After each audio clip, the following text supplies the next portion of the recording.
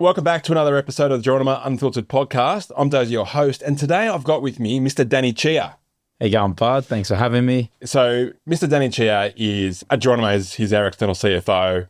He does all of like my finances, my personal finances. You're my money guy. You're my money guy. And in the academy, you're our profit coach. You popped into our academy a couple of weeks ago now. We hosted a session around rich studio rhythms. And it's been one of the most talked about sessions since. The real talk is most studio owners, they are more familiar with their love language than they are about their financial metrics. Yep. And that is not a great thing, is it? Well, yeah, so most studio owners, yes, but go a scale higher. Most business owners, full stop. It's not studios, obviously, we're going to talk about, but the stats that I saw today is that 50% of businesses fail in their first 5 years, and 83% of the ones that do fail cite poor financial health as the number one reason. Yeah. So if I go back to the start, like before I met you, when we first got our badges, I thought we were about to receive money from the government. That's how good we were going with our finances. Where's my refund? Yeah, and I was sitting there waiting for this refund, and then it was like overdue. It was like, what's overdue?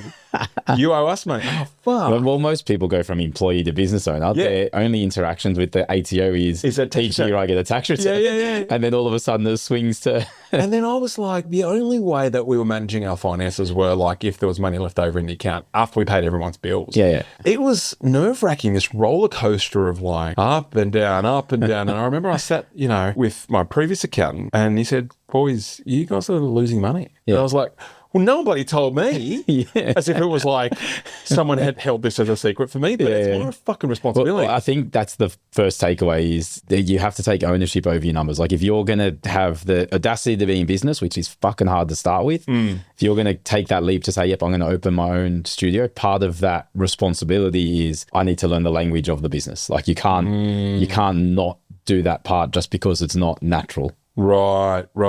Owners listening to this, finances, I know you guys have already almost skipped this episode, but don't, because everything you want in business and in life is probably on the other side of a couple of reports to run. Well, we're not getting into business to be poorer. So if it's not a financial benefit of it, then what the fuck are we doing? Exactly. And if we're not looking at the scoreboard of how we're going, then how do we actually make? Exactly. So to kind of go from there.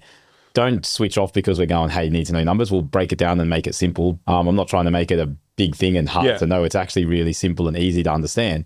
It's just getting through that first barrier of fear, essentially, of like, I don't know how to speak French, so I'm not going to bother trying to learn. I'm just going to focus on the thing I love. Like I'll write the programming because that's my love part of the job. Yeah. So it's just, all we need is 15 minutes a month. Like we don't need heaps. It's pretty simple. Okay, I'm going to get to that. So the very basics of what we talk about in terms of that rich studio versus poor studio is that like the poor studio has their head in the fucking sand. It might look like a car crash, so it's better if I don't look and just be completely oblivious to it, versus rich studio owner who might have started that way, but at least they had the courage to look at it and seek the right advice around things and sort of work on it.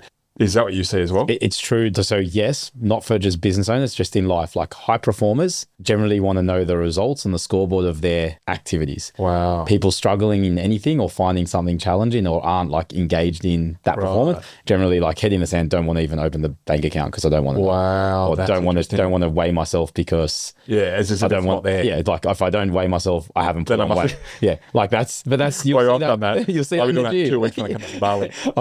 I've got no batteries in the scale. I'll replace it. But you see that in life. Like once I'm training, I'm in a rhythm and I'm actually driving. So even if I've lost 1 kilo, like I'm at the starting point, I'm engaged in getting on those scales every day. So it's normal human behavior. We just have to build some habits that build the confidence to go and say, that's just the scoreboard. Like we need to build the rhythms that give us a better result. Okay, let's talk about some sort of key principles that you really hammered home with our guys. What are you looking at as an accountant when you're looking at the books of a studio that aren't complex businesses, right? Yep. Like they're not complex businesses. Not Not like there's like a shipping container worth of stuff. There's not all this stock. 100-day terms. It's really simple. It's really simple, right? Let me go first, fundamental. So this is business owner. This isn't studio yet. So business owner specifically, the stat you gave before, 50% business fail, I think it's probably higher, truthfully. And I think maybe it's just not higher because they're not actually liquidating. They're just running poor, but that's fine. Oh, wow. The first problem that most people have is they're living a life outside of the business that's bigger than the business can afford. So before we even get into the P&Ls of the business, think about the idea that we make $2,000 profit in the business, but we're taking $4,000 out because we want to have a better house and a nicer car and go on holiday. So first thing is understand where my business is at, what I can afford to take out of the business, and don't take any more money than what the business can afford to pay me. So like there's that natural inclination to see money in the bank and take it out, go on holiday. Right. That makes sense? Like breaking that habit of I actually need a system for when I can take money out of my business. That's true for everyone. So it's probably the biggest thing that causes a lot of the failures in. They've taken all the fuel out to allow us to grow to the next level. If we get to studios specifically and go, all right, cool, like, you know, we solved the problem. We're not ripping the money out of the business. What do we need to manage in a studio? Like I've spoken to your guys about this plenty of times. It's not overly complicated. Like you've signed your lease already, your rent's fixed. Most of your expenses, your subscriptions, etc., they're pretty low and pretty standard. They're not making like a material difference to your profit number. All your energy needs to go into sales, churn, labor cost. That's it. I want you, not if you're driving, but I want you to write that down. Sales, managing your churn, and your labor costs. Now let's go this in reverse. Labor cost. What percentage should our guys be staying within? Yep. In our view, we're trying to get that under 40%. That's not easy. So I had a call with someone today who I've been working with for 2 years, and it's taken the 2 years to get them under 40%. Really? And I remember at the time when they had to get a new facility, like we had to make it work in a way that could get there. But I remember at the time, they're like, it's impossible to run a gym at 40%. Like we had arguments about it. I'm like, mate, I do the books for 100 gyms. I can see the percentages. So getting it under 40% actually has a chance to leave profit in the business. Most of them run blindly, put on more people, do whatever. If we get clear on that, we, again, speaking to your guys about it, was understand that what we're talking about is the cost to run the business from an operational perspective. If you as an owner are taking money out on top of that as a salary, but you're not actually working on the floor, like that's not included in the 40%. That's actually profit. That's profit. You've just called it salary. Happy days. But that operational running of the business, getting that labor cost 40% and below is the number one activity outside of growing the business that you can do to get your profit flowing. Wow. That's the mic drop right there.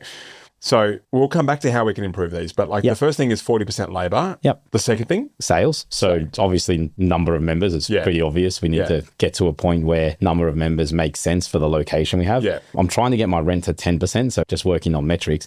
I know my sales number needs to be a certain size to get my rent to 10%. Right. I also know I've signed a lease. So if my gym only lets me get to 200 members, I can't make it bigger. So if it doesn't work, it doesn't work. But getting into a perfect world, that's what I'm trying to get to in terms of top line sales number. So I'm engaged with you guys, with someone to like, how do I grow this sales number as fast as possible? Because I need to get to that size. And it's hard. Like you're in a competitive environment. Like in Brookvale where I am, there's a gym every second corner. Office. Like it's crazy. So you have to do something that really makes a difference. But I also know that the market for people looking for a gym is also growing every day. Like there's not a person I know that doesn't have. The industry, I looked at some stats the other day, the industry is growing by 10% year on year. Yeah, makes sense. Which is like 7 trillion people, I think. You're saying worldwide. Worldwide $7 trillion. Like, $7 trillion, There's not that many people. Like in the Milky Way. But so it's just huge. But like 10% is a growing industry, right? Yeah. 10% is a solid industry. I mean, massive. If you go to our parents' generation, how many of my parents and their friends had gym memberships? It'd be almost zero. Yeah, like there's no one in my community. And now, I know 23-year-olds have got 2 memberships. They can't afford it. Peter Cassie, my office, has 3 different gym memberships. I'm like... Because he's a creep. Love you, Pete. Oh, bro, literally, you just go, I like this girl. It's kind of like location-based laziness, whatever, but... I reckon people are like using gym memberships instead of nightclubs now. Like, and then the run clubs, that's where they meet people. It's where they hang out. They shut the cross, so we go on exactly right. So we're going for 40% labour. Yep. We're going for 10% rent. So we know the sales number we're chasing if we can get there, but that's just member driven. Every day, that's our number one thing. Like, what's our onboarding process? How did we welcome people in? Like, how did we convert those leads that come through? And we'll touch on that. And then churn. So so keeping churn at, team, like you guys know what we're on about when we talk about our benchmarks on churn. We say sub 5% churn month on month. Increasingly so, but I think we're going to have to reduce that because, like with the 4-minute mile, like when we started talking about 5% churn, the industry was at 10%. So we halved it, and now it's halved again to 2.5%. Like we have 2% in my number. Like I just want 2%. Like I'm not chasing industry. I'm chasing exceptional. So like, fuck, cool. That's hot. We do it in accounting. Like I don't compare myself to other accounting firms. If I did that, we'd be doing nothing. So that's hot. We're chasing exceptional. So talk to me about profit percentages. What is a healthy profit percentage? We're not making millions of dollars a year out of the gym. So it's understanding firstly, We didn't get into a F45 studio thinking it's going to kick out $2 million a year. Yeah, profit. As As profit. We understand that the numbers only go a certain way. Yeah. If we can get it to 20%, 25%, like we're happy. Like that's a healthy business. That was our numbers. Yeah. Somewhere between 20 and 30%. Perfect. Do you believe that 10% is the new break even? If you're one of the network studios, all it takes is your HQ to go, now you've got to buy all these ski ergs, now you've got to buy all this equipment. 10% is not enough juice. Yeah. Like there's no point. The stress and effort you have to go through to run a studio, run a business in general is not worth 10%. Yeah. Like, business is hard. Hospitality is like that. If you think about the gyms, chuck in a cafe, they have all the same costs, but then they have 30% food costs as well. It's like, there's nothing left for the stress. And then whatever the cost of chicken breast is that week is like, you just... moves. Yeah. So I'd rather get a job. Like, there's no point in me doing this. That makes sense? That's strong. Yeah. So when people are running through their P&Ls and looking at their numbers, you need to normalize the holiday that you put through the accounts to, to try and get a tax deduction for something. Like we're talking what the business should look like on an operational sense. If you were to almost sell it, having someone else look at it. Exactly. Because like everyone's got something in there that's not necessarily real. So get to the baseline of what a normalized P&L should look like. Okay. So just to recap on this, guys, what Danny would be happy with is if your labor costs are within that 40%. Below 40, not within. Yeah, below 40%. I would be happy because your churn is sub 5% month on month. Yep. And how you fix both of those things is making sure that your revenue is going up. Yep. We'll touch on that in a second.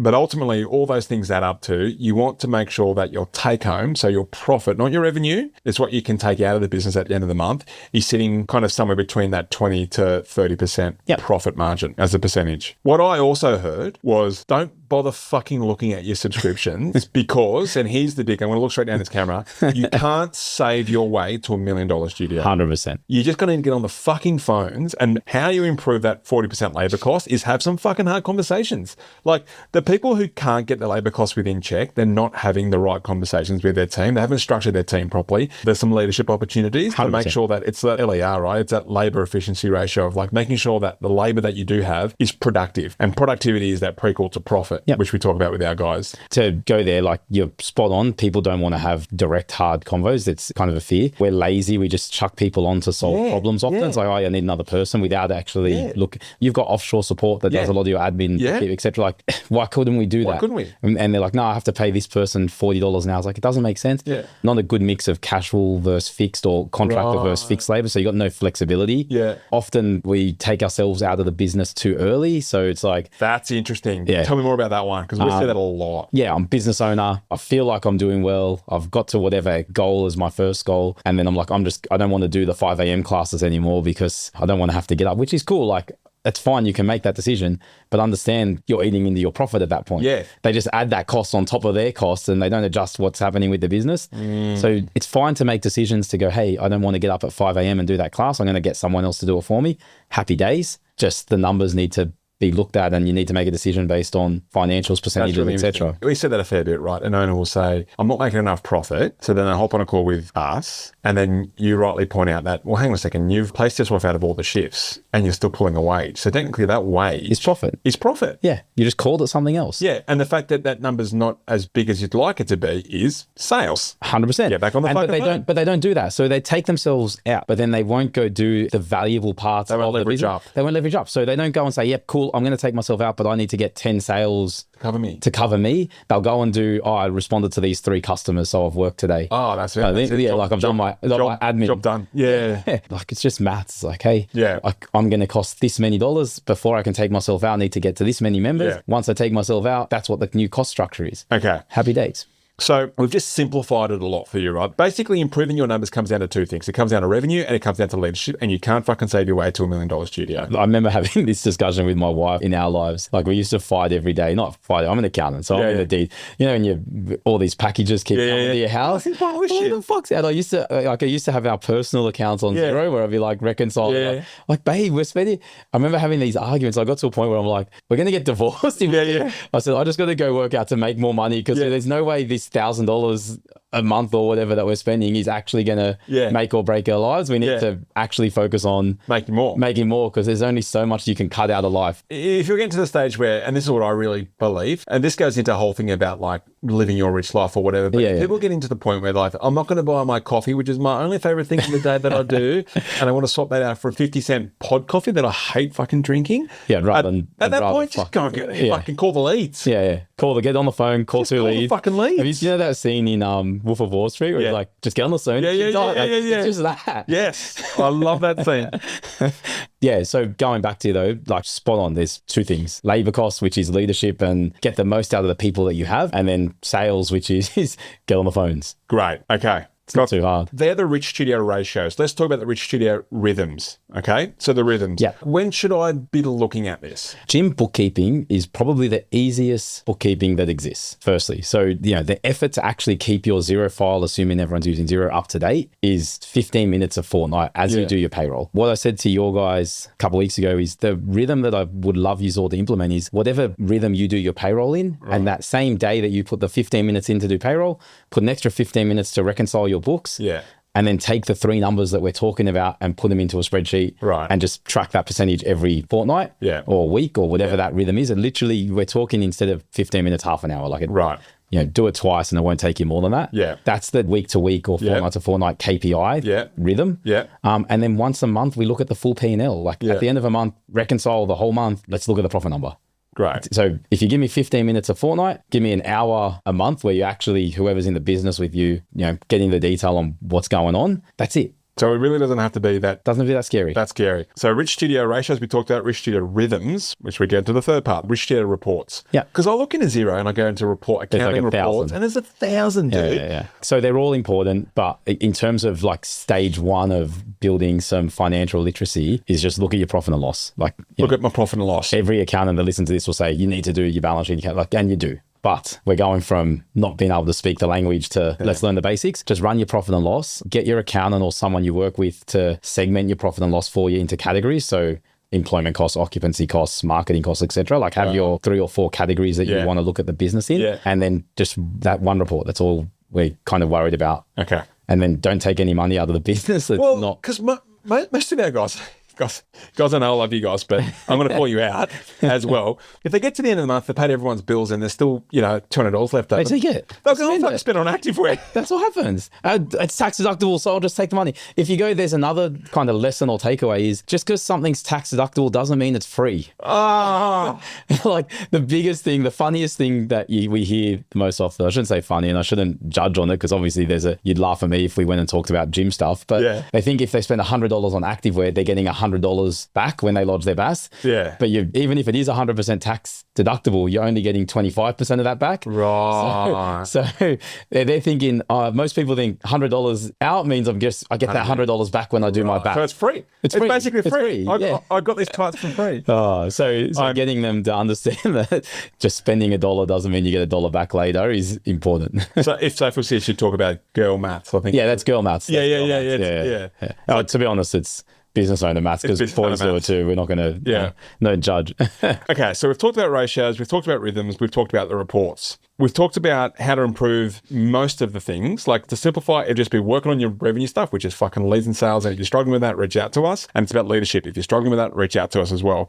I've got some questions here for you. Some quick fire questions. And we've answered some of these, right? So when to run your reports, we've already said when you run your pay cycle at the end of the month. Yep. So the most common question we had on that workshop was, should I include my wages as part of labor? If you're working in the business. So explain that a bit more. So if you're operationally running classes, doing the admin, actually operating the business, then yes. Yeah. If you're still got a second job or got the gym running by itself and you're just an investor, so to speak, then no. And apportion it to the extent that you do. So if you're half working in the business, then include half your labor. It's doesn't need to be perfect. We're just kind of getting into a The thing that you mentioned to us that was really clear was if you stepped out of the business, would you have to hire someone? That's it. Yes, I would. How much would you pay for that person? That much. Well, that's how much you fucking put in. That's exactly it. That's it. Exactly right? it. So what would I replace that cost with? Yeah. That's the number that should be in our percentage. With some of this as well. So if someone's thinking about selling their business, eventually, 12 months, 18 months, that's a bit of an exit plan.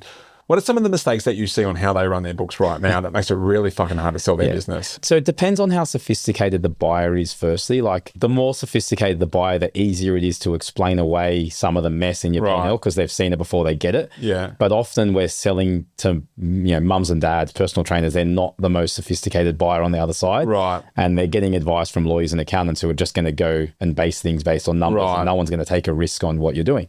The biggest and most obvious mistake is just the amount of personal expenses, activewear running through the business that's not necessarily really operational. You can explain it away and sometimes they accept it and sometimes they don't, but your starting point's a lot easier. If it's just not there, there's nothing to debate.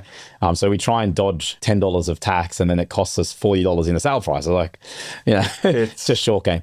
So getting cleaner numbers earlier and then just structuring correctly and understanding the sales conversation and the tax impact when we sell of the different ways you can sell the business. What about when you see an owner of a multi-studio, like they've got like 3 studios and they're all running through the same Xero file? Oh, it kills me. It fucking kills me. I understand why, because they're and trying the buyer to save goes, costs. what are they trying to save? They're trying to save a couple grand a year accounting fees, a couple subscriptions. Like, they're trying to save costs because it's short-sighted. The buyer goes away. Yeah, because it's too hard. They don't trust any number. You're going to tell them that labor cost is, that's the other studio. They have to audit everything. And again, they're not sophisticated. You're just scaring them away. Okay, next question. Is it better to pay yourself a wage or take the profits? As a dividend. It's very circumstantial, but all things being equal, a dividend is better because you don't have super and workers' comp on it. But there's implications of that. So generally what I say to most people is pay yourself a wage for the hours you work in so that it's actually a true reflection of the P&L. Everything else will take as a dividend for profits. I definitely wouldn't go and take my profits as a wage on top of my operational wage. If that makes sense. Should I be putting up my membership fees to keep up with inflation? Always. I love talking about pricing like as a concept of human psychology. It's really easy to be a good salesperson when you're the cheapest in the world. Like, wow. Like, the easiest thing to do is go free trial. Yeah, look at this shirt. Look at this shirt. Fuck, free trial. You like my shirt? It's the best. Like, I fucking love that. It's like, hey, I signed up 15 members to free trials, so you've done nothing.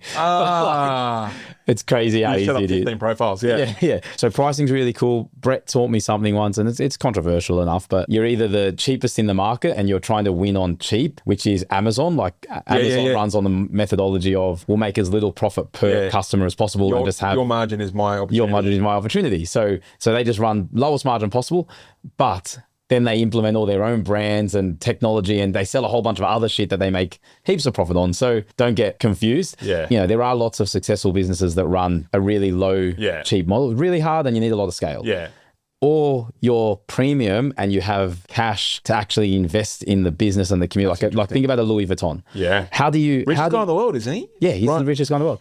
How much money do you have to reinvest in the brand and the customer experience and what you can deliver to keep that customer coming back because you've got so much margin in the product? I'm not saying we can all be the Louis Vuitton of studios, but it's a lot easier to build a great business with a bit more margin than what it is when you're running on fumes. That's really interesting. Living in the middle, so having no point of difference. Like, I'd rather be the most expensive and have a point of difference where I can actually talk to why I'm the most expensive and talk to a customer market than be $50 like everyone else in the market. So the question we got from Instagram is anybody putting up their prices? It's like, you should be. You should be.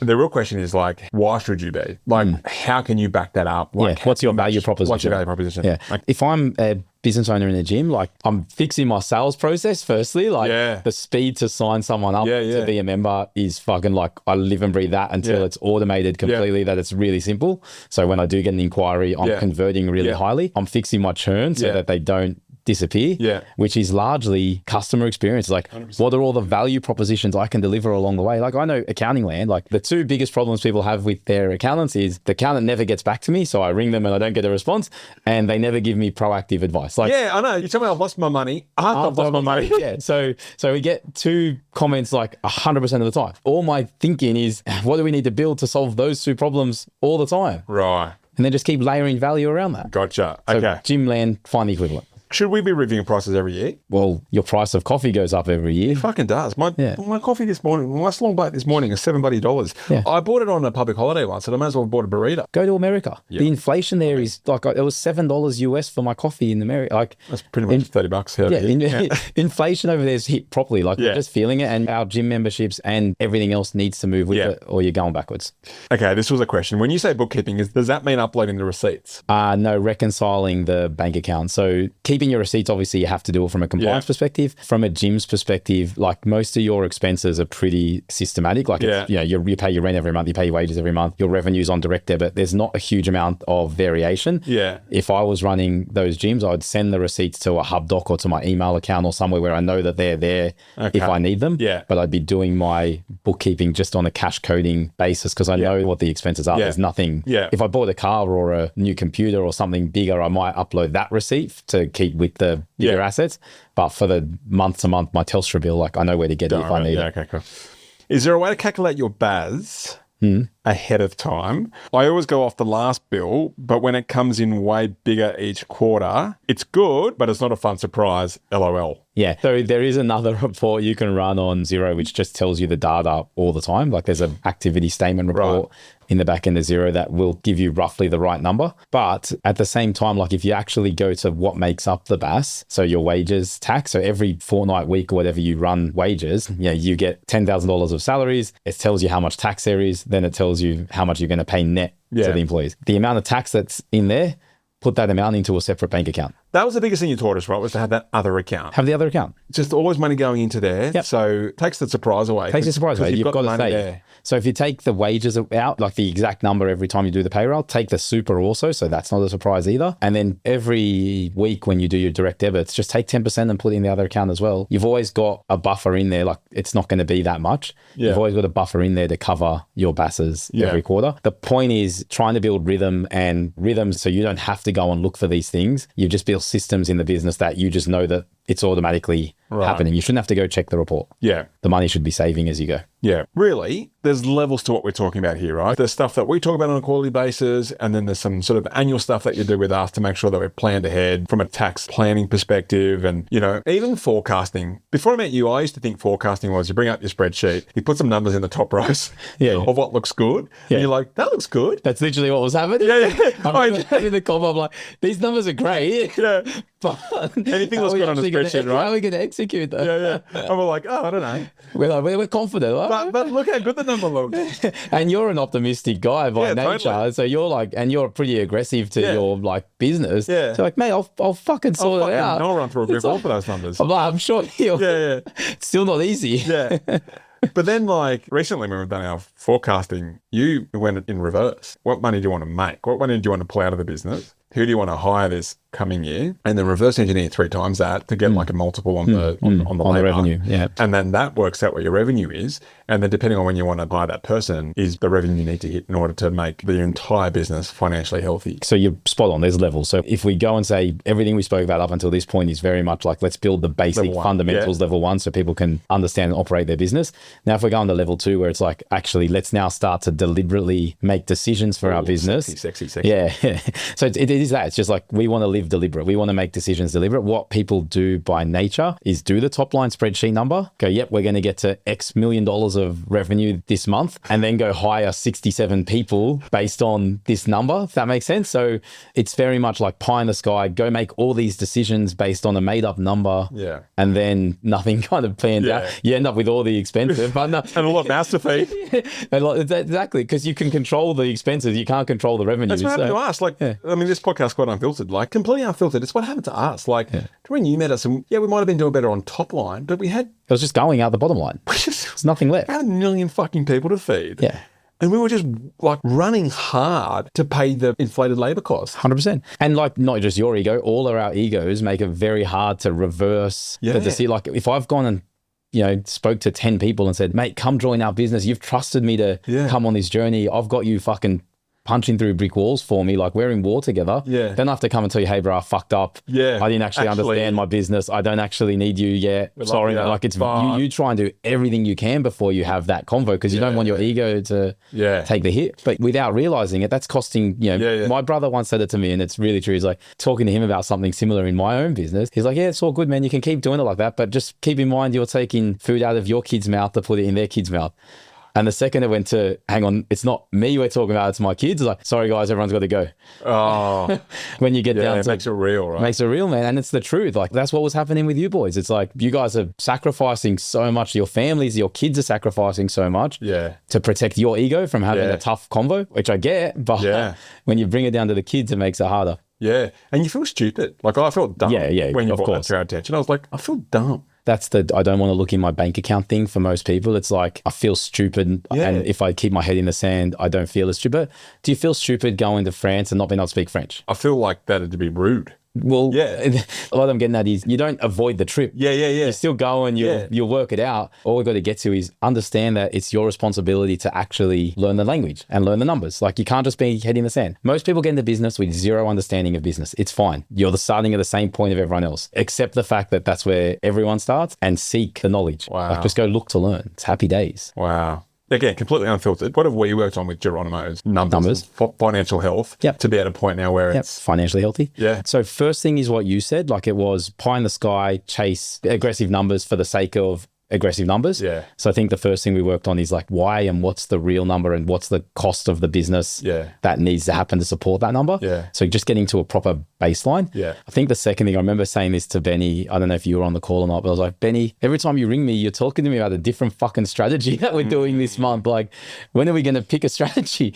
So I think that was probably the second thing that I thought made a massive difference was you guys sticking to a focus point, which is hard because when you're in business, so much opportunity pops up all the time and we're so tempted to run, like I call it shiny object syndrome. We're so tempted to run to, the next pretty thing, especially when we've got so many mouths to feed and we need, it makes it a bit harder. So slowing that process down and going, no, before we actually change direction, we're running through the process has massively helped. And then the third one, which is probably just the output of those two, is we got really deliberate on decision making. So we used to have monthly calls to go through the numbers. Benny sends it to me now, like his own breakdown of the performance. Let me know if you need to do anything else. It's actually the longest email that it takes me to respond to because like I'm looking for something to give him to add value to him. And I'm like, he's doing so well. Like he's actually understanding the business a lot more now. Yeah. He's even got like, we've passed the P&L. He's in the balance sheet now. We've done this. And then obviously we've had conversations in the personal side because everything we do there then flows on to our personal world, like what your game plans are there. Because when the business is stressed out, often people's personal worlds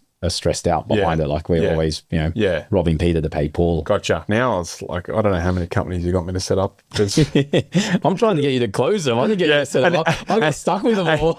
Now we're closing them. You set them all up. I think, but people do that too. So I don't want to have a single company more than we need to have to operate the business. But obviously there were some reasons for why you would set up some of that old stuff. We had different gyms in different, etc., which we're winding out. Some government stuff. Yep, correct. We'll wind all that back away. So should we have more than one entity if we don't need it? No. Keep your life as simple as you can. Yeah. I could just have personal experience, like having a business that's financially healthy, it takes so much of the junk away that's floating in your head. And, sticking to these risk studio ratios teams, sticking to these risk studio rhythms and putting a team around you like Lou, shout out to Lou, our bookkeeper's been with us for 100 years. Offshore in the Philippines, she reconciles every day. Yep. When I look at my Xero every morning and I look for my profit number every single morning, I know those are reconciled. Yeah, it's done every day. And then she interacts with you guys. It all gets done. And that's not a hard resource to implement. No. Not at all. Some great Philippine resources. Yeah. There's like a Xero office over there. Massive building. The world's getting so small and layering AI and automation, like it's getting so easy to do some of that stuff. And going back to one of the points you made before about accountants, like if your accountant is just still doing tax returns, it's obsolete, if that makes sense. Like because of how small the world is and how much technology is there now, you should be pushing for more. Everyone needs a guy or girl that is giving you your advice on money. And these days, it's such a solvable solvable problem that there's no point putting up with it. It's like having a headache and just not taking the Panadol, right? So I'm tough. Like the risk is not fucking worth sleepless nights, putting up with it, opening a business and like running the gauntlet of that. And you're right, it's probably higher than 50%, but like basically most businesses fail. 100%. The effort that you have to take to put your business in to just not care about that stuff is crazy. So in case people want to find you, where can they find you? And we'll put some details in the show notes. Instagram, Danny Chiha, daniel.chiha at kellypartners.com.au. 0406 108 946. You can find me wherever you want. Find me if you need me. We'll put some links in the show notes as well, team. And again, I'm sure same thing for you, Danny. Like it doesn't bother us who you use. Obviously, we'd love to do as many people's accounting as we can, but I think it's more important that you just sort your shit out so that there's something to count, no matter who's counting it. Yeah, exactly right. Mate, this has been fun. I love you, mate. Love you too. All right, okay, I've got 2 more questions for you. All right, let's go. The first question is, what question do you wish I'd asked you? Oh, fuck. And how would you have answered it? If you asked me if I can come on holidays with you to Bali, I would answer yes. Because it's too fucking cold here in Sydney right now. But you met Shaq. I did meet Shaq. I met Shaq. So Kelly Partners ran an event. Brett runs a podcast himself, but it's generally like not Danny Chiha on that podcast. It's people like Shaquille O'Neal. Yeah, I think it's on par. I think you're more famous in my world. On par. Thanks, buddy. It was special, like he's an impressive human being. Just talk to me how big he is. Like, is he big? Right, he isn't big. He's massive. He's massive. Is he like twice my size? Yeah. It feels twice your size because he's not just tall. He's fucking like solid. He's wide. Like, how did he? It's huge. It's huge. But he's good, man. Like very intelligent, way more intelligent than you'd expect. He's a business guy, right? Yeah. You might see the Instagram post from time to time where he talks about when he invested in Google. Yeah. Where he's just in the hotel lobby and hearing people talk. I was like, I want in on that. Yeah. It's crazy, man. I've seen videos of him just like buying people's shopping trolley, like work stuff. He's got hundreds of businesses. Like we're talking hundreds of car washes. Yeah.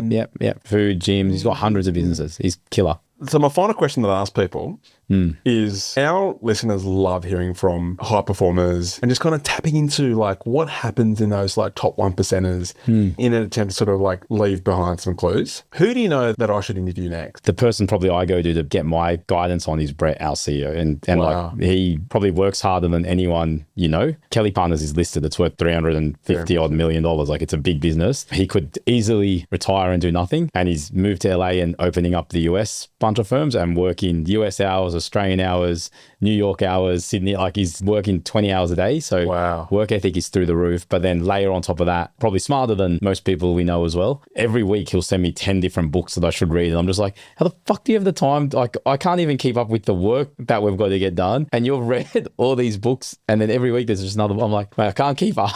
Really? So the work ethic's unbelievable. The knowledge is unbelievable. What should I ask him? Ask him how he built the firm. Really? Yeah. Ask him the power of connections. If like, you talk about sales, like he'll talk to you about, how many phone calls he had to make to write his first book when he was 22. And he interviewed most Australia's most successful people at 22, wrote hundreds of letters to them all, fucking kept knocking on doors until they opened doors. Like he's ultimate salesperson as well. Where's he based? He's in LA in terms of that's where he's living now. I need to text LA. I'm in as well. Coming on the way back from Bali. We'll go to and Danny's coming with me. Sort it out. That's in the budget or 100%. Well, I don't know. You tell me.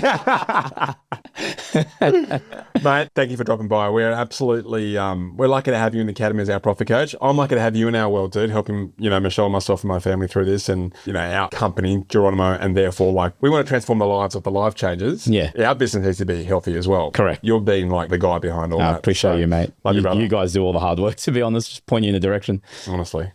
Listeners, I hope that was really helpful for you guys. The biggest thing I wanted you to take away from that is you can't say to about $2 million studio. You got to fucking make some sales. You got to be a better leader. You got to make sure that you are doing the courageous thing, which is looking at your books in the rhythms that we just mentioned just then. And I promise you, you'll be a much more fulfilled owner of these businesses. You're going to change more lives. And that's what it's all about. With that, team, see you in the next episode. Bye.